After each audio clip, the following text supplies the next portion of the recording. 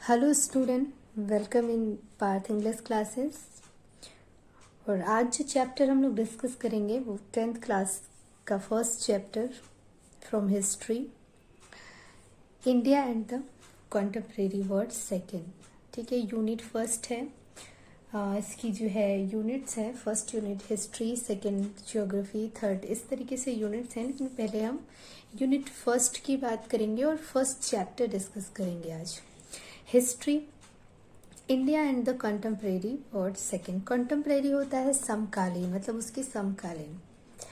तो आज हम भारत और बात करेंगे, भारत और उसकी कंटेम्प्रेरी वर्ल्ड की। The rise of nationalism in Europe. Nationalism होता है राष्ट्रवाद। तो कैसे यूरोप में नेशनलिज्म की शुरुआत हुई, कैसे नेशनलिज्म के जो भाव थे, जो राष्ट्रवाद के विचार थे, वो किस तरीके से यूरोप में आए, ये चीज़ हम इस चैप्टर में डिस्कस करेंगे। नेशनलिज्म की बात करें तो जैसे हमारे इंडिया की बात करें हम, कि हमने जो फ्रीडम पाई थी बहुत ही स्ट्रगल के बाद, after too much struggle we got freedom. तो हमने जो फ्रीडम ली, जो हमें डेमोक्रेसी मिली, जो हमारा ये जनतंत्र लोकतंत्र है भारत, तो ये कैसे मिला, इसके लिए भी बहुत सारा स्ट्रगल करना पड़ा। तो उसी तरीके से यूरोप में ये जो राष्ट्रवाद और नेशनलिज्म और ये डेमोक्रेसी लाने की बात आई, ये किस तरीके से आई उसको हम पढ़ेंगे। वहाँ स्ट्रगल कैसे शुरू हुआ, कैसे ये आइडियाज़ आए, कैसे वहाँ के जो रिवोल्यूशनरीज थे उन्होंने क्या स्ट्रगल किया, किस तरह से किया, वो हम इस चैप्टर में डिस्कस करेंगे। ओके, कुछ पॉइंट उन्होंने दिए हुए हैं जिसको आप देखिए।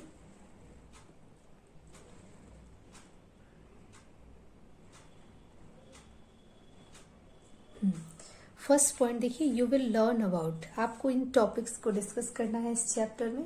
तो जो हमारा फर्स्ट पॉइंट है वो क्या है?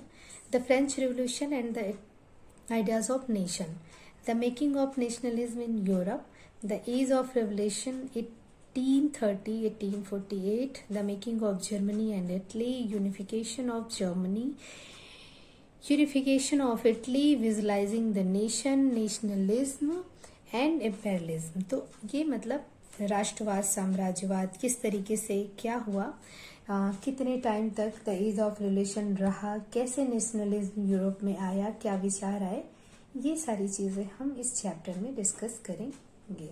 ओके, तो चलिए शुरू करते हैं।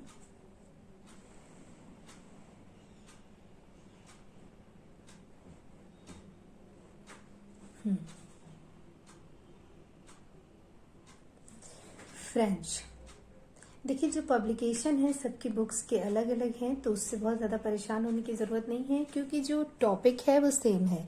फ्रेंच रिवोल्यूशन हर बुक में ये सेम होगा, कोई भी पब्लिकेशन हो, इससे कोई मसला नहीं है। क्योंकि बहुत सारे बच्चे अलग अलग पब्लिकेशन ले लेते हैं और फिर वो परेशान होते हैं, वो कहते हैं मैम हमारी बुक में ये नहीं है, हमारी बुक में ये नहीं है। तो ऐसा कुछ नहीं है, टॉपिक को क्लियर करिए, जो आपका क्या थीम है, क्या चैप्टर कहना चाह रहा है, बस टॉपिक शुड बी क्लियर। ठीक है, तो उसको अच्छे से, कॉन्सेप्ट आपका जब क्लियर होगा तो कोई भी प्रॉब्लम नहीं होगी। ठीक है, तो शुरू करते हैं। French artist Frederic Sorrieu visualised in his first print of the series of 4 print his dream of a world made up democratic and social republics. तो क्या कह रहे हैं, देखिए फ्रेंच आर्टिस्ट थे, फ्रांसीसी कलाकार थे, जिनका नाम क्या था, फ्रेडरिक सारियो। तो इन्होंने visualise his first print of the series of 4 print. तो इन्होंने पिक्चर बनाया था, अपनी जो पहली पिक्चर, उसमें 4 प्रिंट इन्होंने 4 पिक्चर्स दिए। तो ये उनका ड्रीम, जो इन्होंने पिक्चर बनाए थे, एक्चुअल में ये उनका ड्रीम था कि ऐसा होना चाहिए संसार में। ठीक है, तो वर्ड तो क्या था, his dream of world make up democratic and social Republic. तो इनका क्या ड्रीम था कि जिस तरह से भारत ने स्वतंत्रता पाई, मतलब मैं भारत बार बार इसलिए ला रही हूँ ताकि आपको थोड़ा आसान लगे। ठीक है, तो ये मतलब इन्होंने, ये एक फ्रांसीसी थे ये कलाकार, तो ये चाहते थे कि वहाँ पर भी ऐसा ही साम्राज्य हो, डेमोक्रेटिक आए, लोकतंत्र आए, सोशल रिपब्लिक्स हो। वहाँ पर भी जो ऑटोक्रेसी थी, मतलब जो फ्रांस था वहाँ पे कैसा था, निरंकुशवाद था। निरंकुशवाद राजतंत्र चल रहा था, जहाँ एक ही शासक शासन करेगा, उसके रूल्स लॉ चलते हैं। जो कि बहुत ही टफ होते हैं, क्योंकि वो बहुत ही क्रूअलिटी पर भी आ जाती हैं चीज़ें जब एक ही कोई पर्सन रूल कर रहा होता है। तो वो चीज़ वो ख़त्म करना चाहते थे। वो चाहते थे लोकतंत्र आए, कि अगर हमारा कोई किंग है, हमारा कोई राजा है, उसको हम चूज़ करें, वो हम उसको चूज़ करके वहाँ पर भेजें। तो वो ये उनका ख्वाब था कि किस तरीके से वहाँ पर रिपब्लिक आए। The sprint of the series show the people of Europe and America of all ages and the all social classes marching a long train and offering homage to the Statue of Liberty. Liberty होता है स्वतंत्रता, statue मूर्ति, ठीक है। Marching मतलब आगे बढ़ रहे थे, लॉन्ग ट्रेन एक कतार में।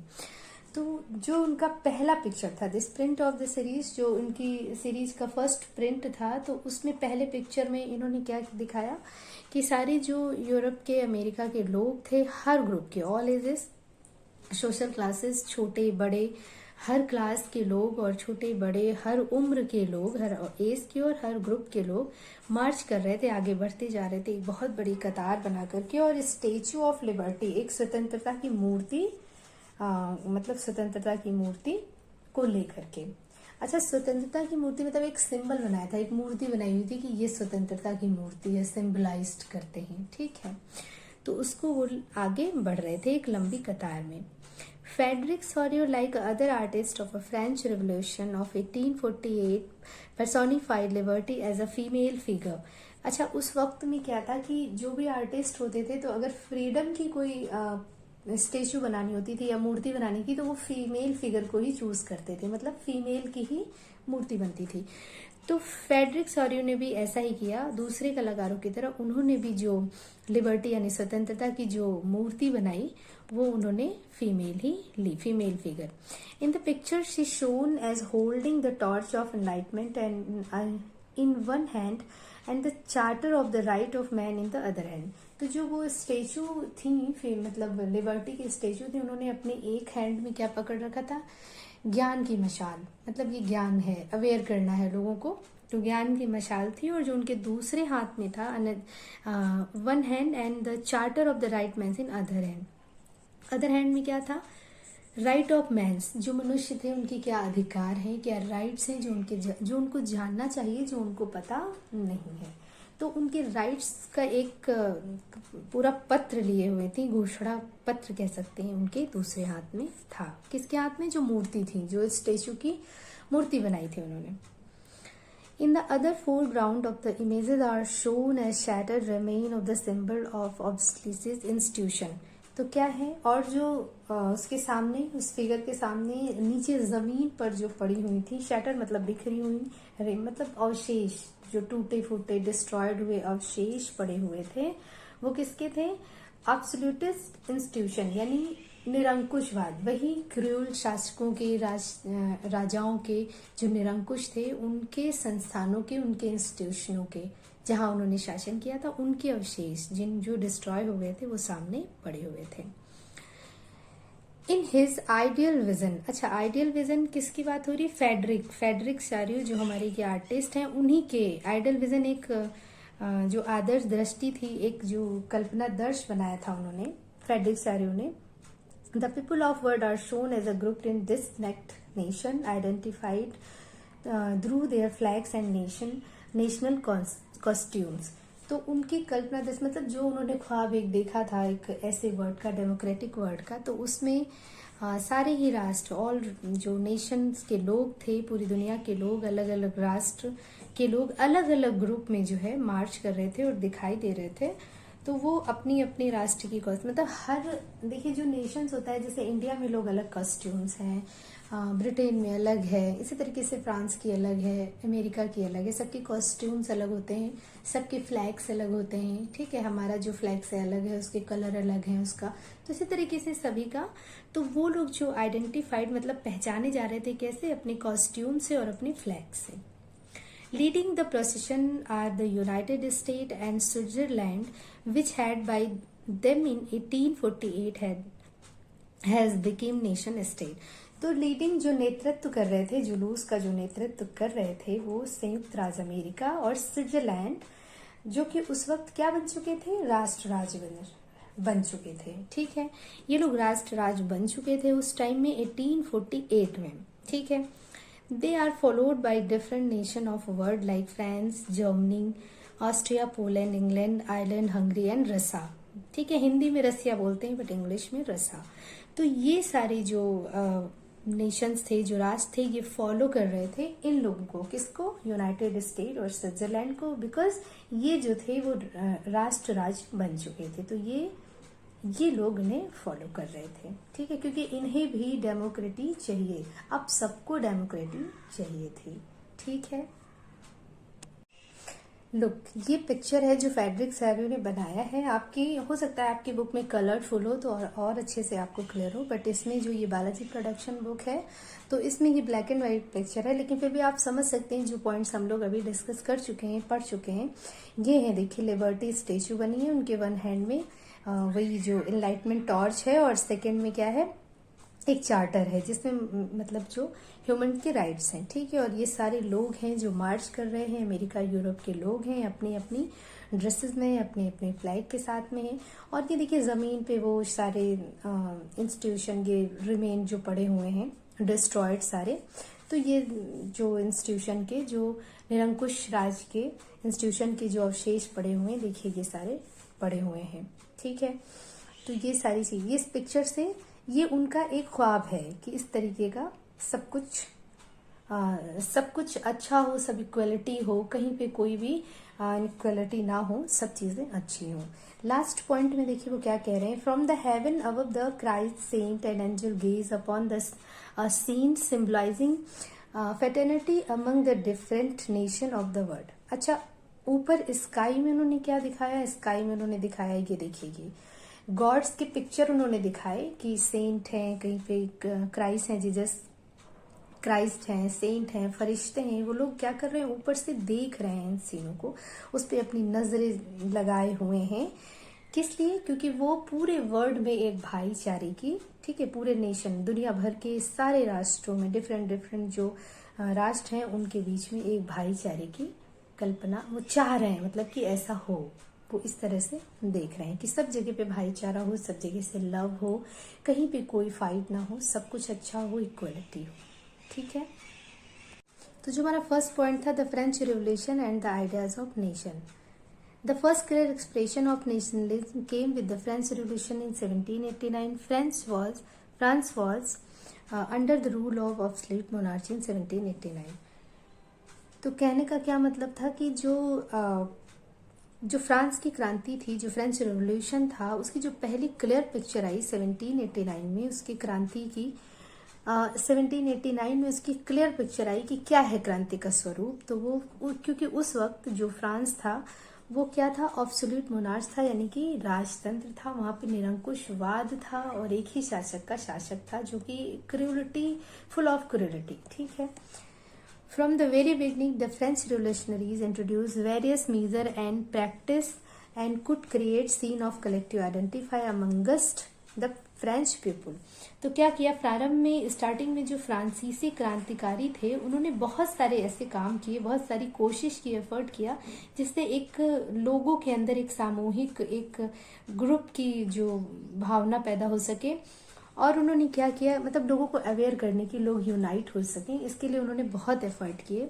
The idea of la patrie, the fatherland and लेक्टियन द सिटीजन, एम्फेसाइज मतलब जोर देना, the nation of united community, यानी कि एक संयुक्त समाज, enjoying equal right of constitution, हमारा संविधान, यानी कि वो एक जो पितृभूमि और नागरिक, इस तरीके के विचारों को डाला उन्होंने, इस तरीके के विचारों पे फोकस दिया, बल दिया, जिससे कि एक संयुक्त समाज की स्थापना हो, जहां पर मतलब जिससे कि एक ही, जहां पर सबके लिए एक ही अधिकार थे, सबके लिए एक ही राइट थे, हमारे संविधान के अंतर्गत, जहां पर सबके लिए एक अधिकार प्राप्त है और जिसके सब कोई भी छोटा बड़ा नहीं है। अ न्यू फ्रेंच, तो क्या हुआ? अ न्यू फ्रेंच फ्लैग, तो इसलिए एक नया फ्लैग आया। दूसरा, क्योंकि अब डेमोक्रेटिक होना है उनको, तो एक नया flag, tricolour, was chosen to replace the former royal standard. तो कहने का मतलब एक जो है नया जो है फ्रांसीसी झंडा जो है, जो तिरंगा था, वो चुना गया, जिसने पहले के जो पहले का हमारा था राजध्वज, उसकी जगह ले ली, जो कि अभी तक लगा हुआ था उसकी जगह अब इस न्यू फ्लैग ने ले ली। नेक्स्ट पॉइंट क्या उन्होंने बताया, the state general was elected by the body of active citizen and remain the national assembly, rename the national assembly. यानी क्या कहा गया कि लोगों के जो सक्रिय नागरिक थे उनके थ्रू से जो स्टेट जनरल है, मतलब जो असेंबलीज होती थी, जो चुनी जाती थी, जिनका चुनाव होता था, वो एक्टिव सिटीजन से होता था, जो बहुत सक्रिय सिटीजन थे। और बाद में इस स्टेट जनरल यानी कि जो असेंबली, जो सभाएं होती थी, उसको रीनेम किया गया, उसी को नेशनल असेंबली बना दिया गया। स्टेट जनरल का ही नाम चेंज करके क्या कर दिया गया, नेशनल असेंबली कर दिया गया।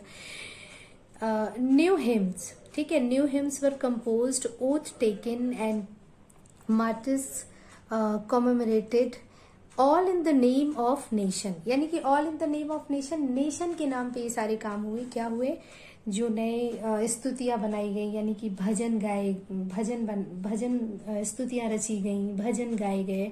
और ओथ होता है शपथ लेना, जो शपथ ली गई, शहीदों के गुणगान किए गए। तो और ये सब चीजें सब न्यू हुई, क्योंकि अब हमारा जो राजतंत्र होने जा रहा है, वो कह रहे हैं कि हम राजतंत्र ले आएंगे। तो सब चीजें नई होने लग गई, पुरानी सारी चीजों को छोड़ा जा रहा था, ठीक है। और ये सब नेशन के नाम पे, राष्ट्रवाद के नाम पे। अ centralised administrative system was put in place of formulated uniform law for all citizens within a territory। यानी कि जो केंद्रीय प्रशासनिक व्यवस्था थी, ठीक है, जो मतलब व्यवस्था राष्ट्र के नाम पे हुआ, ये सारी चीजें जो केंद्रीय प्रशासनिक व्यवस्था लागू हुई, तो वो उसी टेरिटरी पर, यानी कि जो उसी क्षेत्र पे रहने वाले सारे ही जो भी सिटीजन थे, उनके लिए सारे नियम कानून जो है, जो लॉज थे, जो रूल्स थे, वो सब सेम होने चाहिए, सब कुछ सेम था। Internal custom duties and due were abolished and uniform system of weight and measure were adopted. देखिए, जो इंटरनल यानी कि जो एक्सपोर्ट इम्पोर्ट के लिए टैक्स लिया जाता था इंटरनल, उसको क्या किया गया, उसको बंद कर दिया गया, वो सारी चीजें हटा दी गई। और सब के लिए, चाहे वेट करें, भार करें, नाप करें, नाप तोल वेट, सब चीजों को क्या किया गया, उसको समान किया गया, सबके लिए समान कानून बनाया गया कि जो नाप तोल हो रही है वो सभी के लिए समान होगी। और जो भी ये एक्सपोर्ट इम्पोर्ट पर आंतरिक शुल्क टैक्स लगाए जा रहे थे, ये सब क्या हुए, समाप्त कर दिए गए। रीजनल डायलेक्ट्स वर डिस्करेज, यानी कि जो क्षेत्रीय भाषाएं थी वो थोड़ी सी मतलब उनको डिस्करेज किया गया। एंड फ्रेंच लैंग्वेज थी, it was spoken and written, यही बोली जाती थी और यही लिखी जाती थी पेरिस में, ठीक है। Became the common language of nation, और यही राष्ट्र की कॉमन लैंग्वेज भी बन गई, राष्ट्रभाषा बन गई फ्रेंच।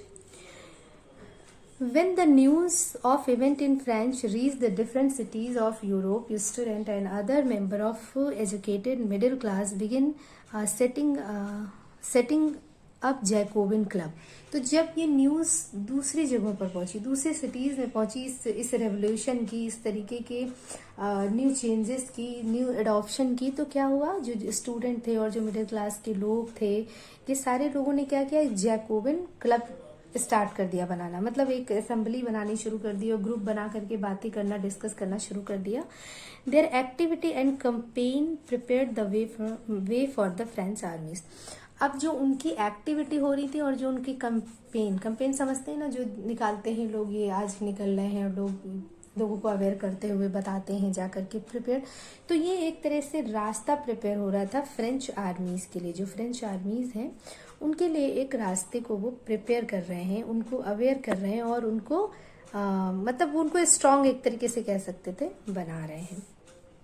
फ्रेंच आर्मी के लिए एक रास्ता तैयार हो रहा था, which moved into Holland, Belgium, Switzerland and much of Italy in 1790s। जो 1790 में इन सारी जगहों पर हॉलैंड, बेल्जियम, स्विट्जरलैंड और इटली में जा करके जा रही थी, इनकी सीमाओं के अंदर जा रही थी, इनके बड़े इलाकों में, बड़े बड़े एरियाज में जा रही थी। तो उनके लिए मतलब इन फ्रांस की जो सेना थी उसके लिए एक रास्ता तैयार किया इन लोगों ने, इनकी एक्टिविटीज ने, जो जैकोबिन क्लब था और ये जो फ्रांस रिवोल्यूशनरीज थे, जो क्रांतिकारी थे, इन्होंने, ठीक है।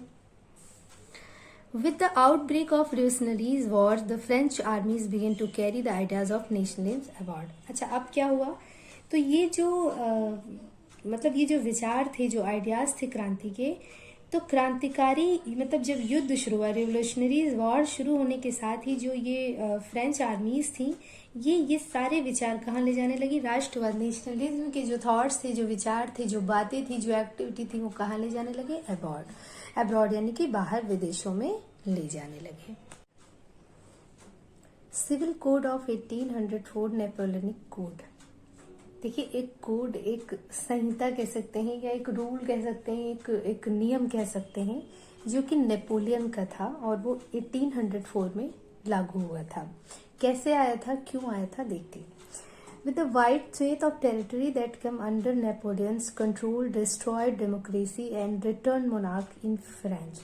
But in the administrative field he had incorporated revolutionaries principle in order to make the whole system more national. देखिए क्या हुआ, 1804 में फिर से जो सारा पूरा जो एरिया, जितना एरिया था फ्रांस का, जितना नेपोलियन का नाम सभी ने सुना होगा, जितना नेपोलियन के पास आ गया, जितना क्षेत्र फ्रांस का, वहां पर वो फिर से मतलब वो रेवोल्यूशनरी जो क्रांतिकारी थे, वो बड़े ही स्ट्रगल के साथ वहां पे क्रांति लेकर आए। लेकिन वहां पे राजतंत्र आया, उन्होंने स्टेट जनरल मतलब सभी कुछ किया और अपना फ्लैग, अपना सब कुछ, सारी चीजें की। लेकिन जैसे ही नेपोलियन के पास वो पूरा क्षेत्र आया, फ्रांस के जितना भी क्षेत्र आया उसके पास में, उसने क्या किया? डेमोक्रेसी को फिर से खत्म कर दिया, डिस्ट्रॉय कर दिया, और वहां से फिर से वही मोनार्की सिस्टम लेकर आ गया, यानी कि राजतंत्र वाला सिस्टम वो फिर लेकर आया। लेकिन वो जब वो सिस्टम लेकर आया, तो इसका ये मतलब नहीं था कि जो रिवोल्यूशनरीज यानी क्रांतिकारियों ने जो सिद्धांत बनाए हुए थे इक्वलिटी के, समानता के, या डेमोक्रेसी में ये ह्यूमन राइट्स जो सबको मिलने चाहिए, वो उसने कुछ भी चेंज नहीं किया। मतलब लिखा, देखिए बताया इन्होंने कि इनकॉर्पोरेटेड इन रिवोल्यूशनरीज प्रिंसिपल, उनके किसी भी सिद्धांत को उसने इनकॉर्पोरेट नहीं किया, ताकि नेशनल के लिए अच्छा, मतलब जो हमारा नेशन है उसके लिए सब कुछ अच्छा हो सके। The civil code of 1804 usually known as the Napoleonic code.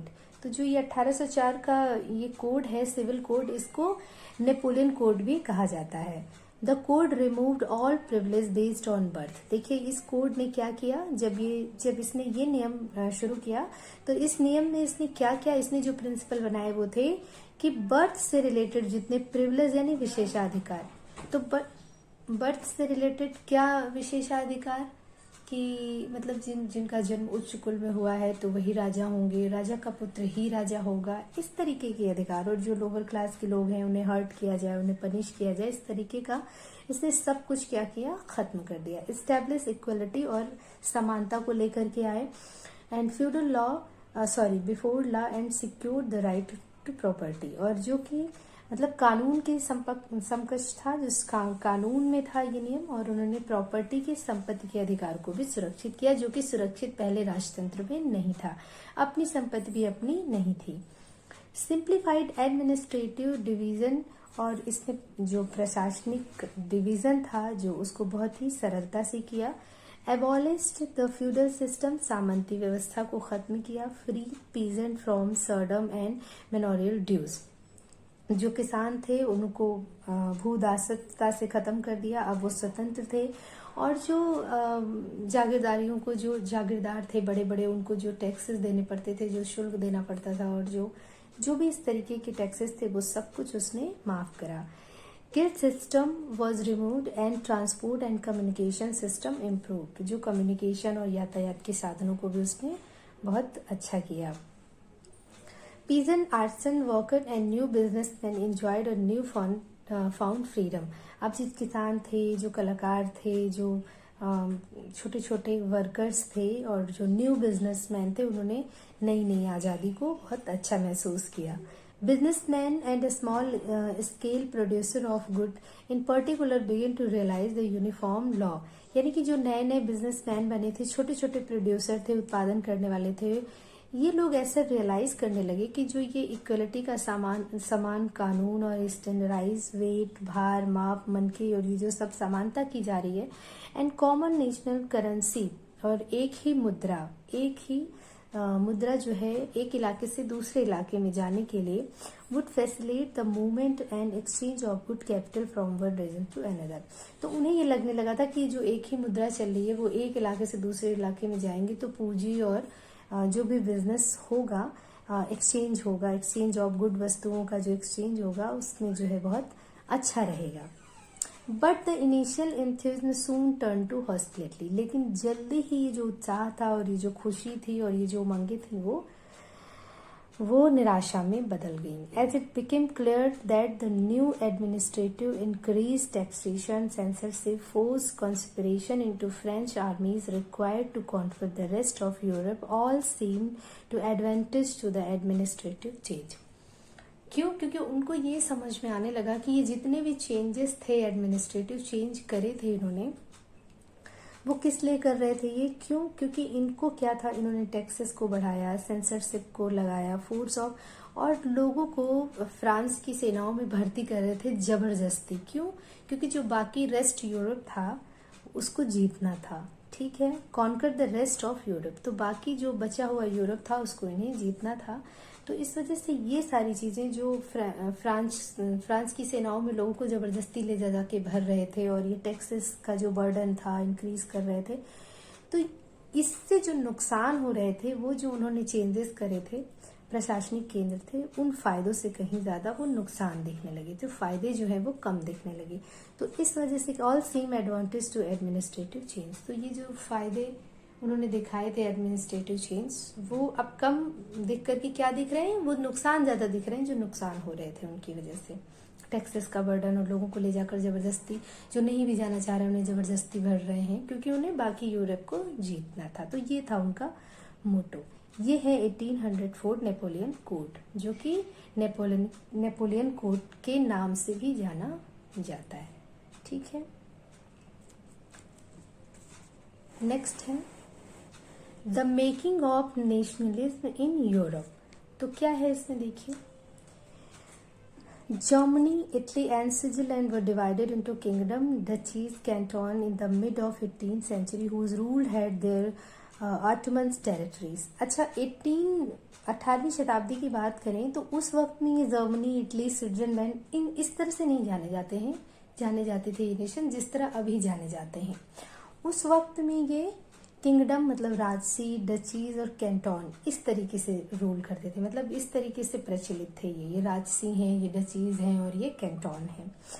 18वीं शताब्दी की बात करें तब, और ये अपने स्वराज के अधीन थे, मतलब ये सारे ही क्षेत्र के लोग 18वीं शताब्दी के सब अपने अपने क्षेत्रों के अधीन थे। They didn't share a collective identifier common culture, सारे ही लोगों में कोई कॉमन मतलब नहीं थी, कुछ कॉमन बात ही नहीं थी। छोटे छोटे एरियाज में से जो उनकी लैंग्वेजेस चेंज थी, उनका लिविंग स्टाइल चेंज था, उनके ड्रेसअप, सारी चीजें चेंज थी, तो कुछ भी वहां पर सेम नहीं था, कुछ भी वहां पर कुछ भी ऐसा शेयरिंग नहीं था जो कि कॉमन कल्चर हो। ठीक है, वो शेयर नहीं करते थे।